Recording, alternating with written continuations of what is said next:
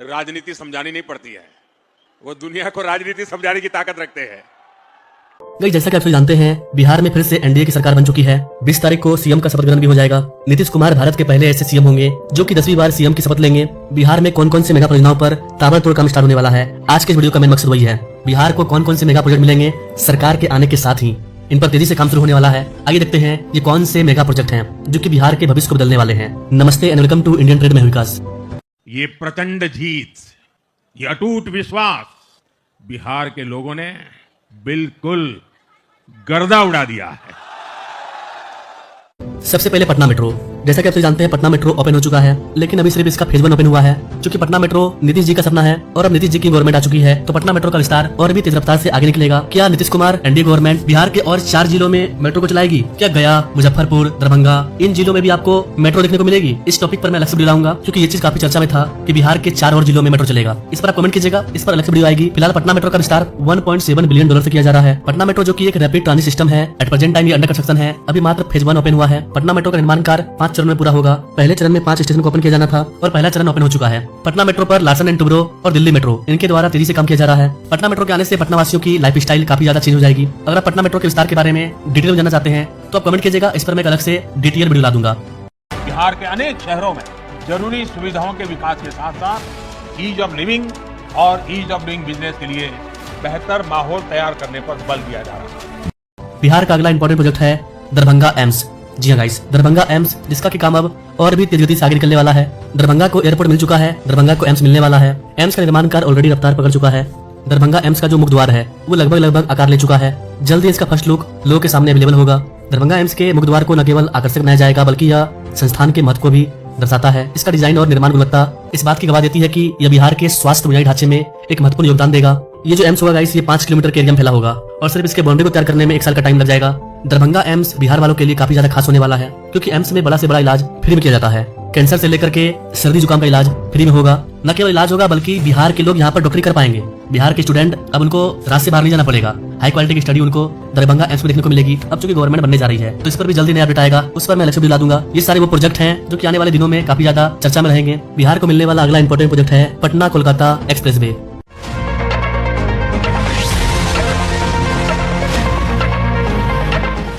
इसके निर्माण कार्य में भी अब तेजी आने वाली है। इसके बनने से पटना से कोलकाता जाना, कोलकाता से पटना आना काफी ज्यादा इजी हो जाएगा। यहाँ पर कैसे बता दें कि वाराणसी कोलकाता एक्सप्रेसवे अलग है और पटना कोलकाता डायरेक्ट एक्सप्रेसवे अलग है। इन दोनों पर मैं अलग से वीडियो लाऊंगा अकॉर्डिंग टू कमेंट कि इन दोनों का कितना काम पूरा हुआ। इस बार के 5 साल के टेन्योर में ये दोनों कंफर्म बनकर तैयार हो जाएगा। वाराणसी कोलकाता इसकी लंबाई 610 किलोमीटर से लेकर के 700 किलोमीटर के बीच में होने वाली है, जबकि पटना कोलकाता इसकी लंबाई 450 किलोमीटर होने वाली है। बिहार की राजधानी पटना को बंगाल की राजधानी कोलकाता से डायरेक्ट निर्बाध कनेक्टिविटी प्रदान करेगा पटना कोलकाता एक्सप्रेसवे, जबकि वाराणसी कोलकाता एक्सप्रेसवे ये वाराणसी से निकल करके रांची पहुंचेगा और झारखंड राजधानी रांची को बंगाल की राजधानी कोलकाता से जुड़ेगा। तो ये दोनों रूट अलग है, लेकिन इन दोनों का फायदा बिहार को हो रहा है। क्यों? क्योंकि ये दोनों बिहार से होकर के गुजरेंगे। तो अगर आप इन दोनों के बारे में डिटेल में विद लेटेस्ट अपडेट जानना चाहते हैं तो कमेंट कीजिएगा, इस पर मैं अलग से वीडियो ला दूंगा। नाउ अगला कौन सा प्रोजेक्ट है जिस पर तेजी से काम शुरू होगा, तो वो है गाइस आपका बक्सर भागलपुर एक्सप्रेसवे।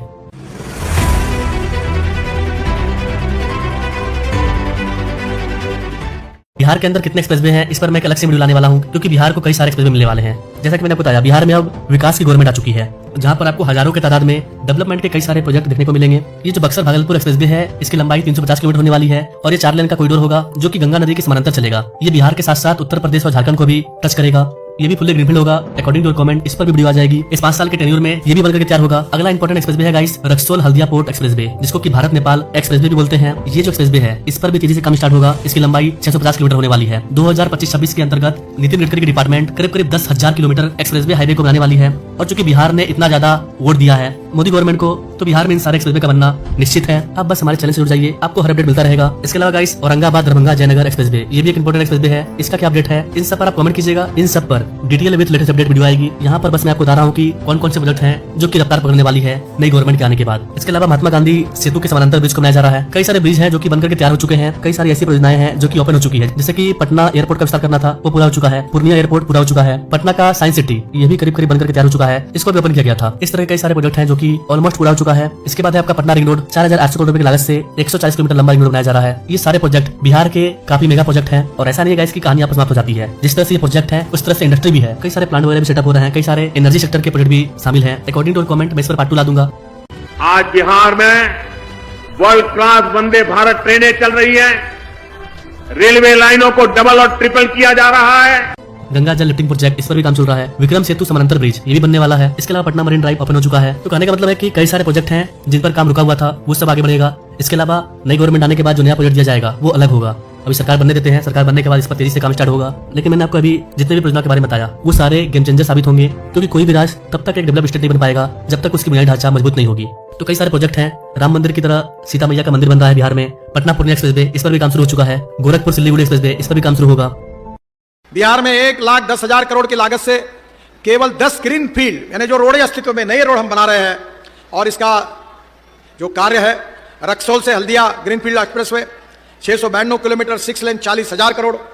अडानी के द्वारा जो प्लांट लगाया जा रहा था, अब उस पर भी काम आगे बढ़ेगा। वो प्लांट लगेगा तो उसमें लोगों को रोजगार मिलेगा। तो आने वाला 5 साल काफी मजेदार होने वाला है। जितना भी अपडेट होगा मैं इस पर वीडियो लाता रहूंगा। तो फिलहाल के लिए आप इस वाले वीडियो के पार्ट 2 के बारे में जानना चाहते हैं तो कमेंट कीजिएगा, और अगर आप चैनल पर नए हैं तो बेल आइकन को जरूर दबाइए ताकि बिहार का कोई भी डेवलपमेंट प्रोजेक्ट आपसे ना छूटे। बिहार किस तरह से रफ्तार से आगे निकलेगा इसका हर अपडेट आपके पास होना चाहिए, और वो मैं आपको दूंगा, क्योंकि डेवलपमेंट प्रोजेक्ट ही बिहार को आगे लेकर के जाएंगे।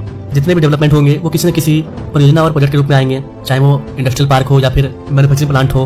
बिहार में इंटरनेशनल क्रिकेट स्टेडियम भी बन रहा है, उस पर भी तेजी से काम आगे बढ़ेगा। तो कमेंट कीजिए पार्ट 2 पर। अगर 50 लोग भी डिमांड करते हैं पार्ट 2 का, तो मैं बिहार के बच्चे और भी मेगा परियोजनाओं पर वीडियो ला दूंगा। इसके अलावा गाइस मैंने जितने भी परियोजनाओं के बारे में बताया, किसी के बारे में डिटेल में